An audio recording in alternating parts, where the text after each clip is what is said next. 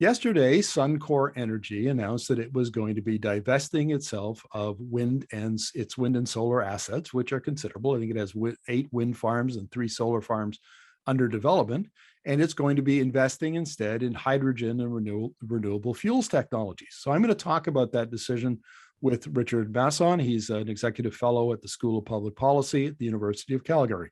So welcome to the interview, Richard. Good to be here, Markham. Now, this is very interesting because it comes on the heels of the federal government's emissions reduction plan announced last week, which got a lot of criticism from the oil and gas industry.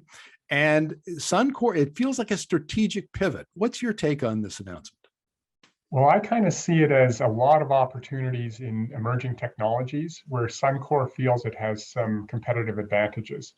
And what it's really doing, I think, is taking the wind and solar assets that it has. It was early into that. It's developed a lot of them.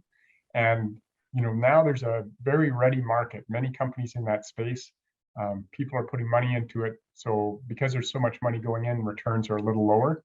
So I think they're saying we can shed these assets and get a good return for what we've done to this point, and redeploy that money in things that need the steady hand of a big company with a lot of technology engineers, that kind of things, like hydrogen. Yeah, and Suncor, we should point this out, is that Suncor has invested in a number of these energy tech companies, where they specifically mentioned in the press release Lanza Jet, which makes sustainable jet fuel. They've got a pilot project that's going to be going up in Sweden with the SAS, the Swedish airline. They've got Enerkem out of Quebec, which runs the recycling plant at the Edmonton landfill. I mean, these are exciting technologies, and I suspect that that Suncor looks at that and says, "Hey, better returns and more opportunity for growth." Absolutely. If they can move some of these technologies forward, into large-scale commercialization, like Enerkem, I'm a little familiar with, so I know that there's a large-scale commercial plant now being developed in Quebec and another one in Europe. And so these are the kind of things, this one, for example, takes municipal waste and turns it into biofuels and potentially some petrochemical feedstocks. So it's a great green energy circular economy story. Those are the kind of things that take a lot of capital to develop, and once they are successful, you want to deploy them quickly, so it takes more capital. I think the other thing is, I got to hear Nancy Southern talk about the arrangement that ATCO has with them for a hydrogen project here in Alberta, and that's another one that, if it takes off, could be a big consumer of capital, and a big step on the road to a greener energy source. Yeah, hydrogen is interesting because there's a lot of talk now about using hydrogen as storage for wind and solar. You see down in Los Angeles, they have the High Deal LA, where they've created a hydrogen hub with the city and a bunch of industrial partners. And the idea is to take cheap solar, turn it into hydrogen, and then refit their natural gas power plants to burn hydrogen instead of gas.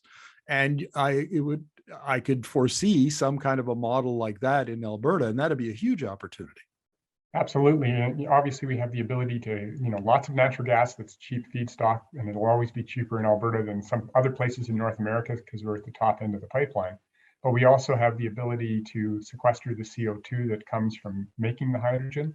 And, I'm sure that there are reservoirs that would be good for hydrogen storage. And we know all about these kind of things based on all the experience we have. So yeah, Alberta is relatively well positioned to capture these opportunities at scale. And there's other opportunities that we're looking at, like ammonia as a way to transport hydrogen to Asia. Those kind of things. Many things emerging here over the next few years based on the research that we've done in the last few. Now, when I was reading the press release, Richard, it occurred to me that there were echoes of what's going on in Europe. The European super majors there, like BP and Shell, have been moving into the electricity sector for some time. They're almost it was like they were trying to become utilities. But analysts and investors were really skeptical. The margins were thinner. There was a lot of competition, and I can't help but wonder if Suncor wasn't influenced by that this continued focus on power generation as opposed to other energy technologies, maybe wouldn't be well received by North American investors. It's one of the challenges. There's been waves of money going into renewables. And so with so much money chasing so few projects, it's driven down the returns, right? People have had to pay up to get involved. And so right now, Suncor can probably sell those assets and realize a great gain compared to what they paid for them. But there hasn't been as much money going into, hydrocarbon-based things, including, oil and gas, but also clean energy projects. And so that's the bulk of Suncor. They need to earn a return that's commensurate with the risks that they're in and with what investors are willing to pay for it. So I think, it makes sense to deploy that capital in an area where they have a core technical capability and try and make sure that they can advance those technologies.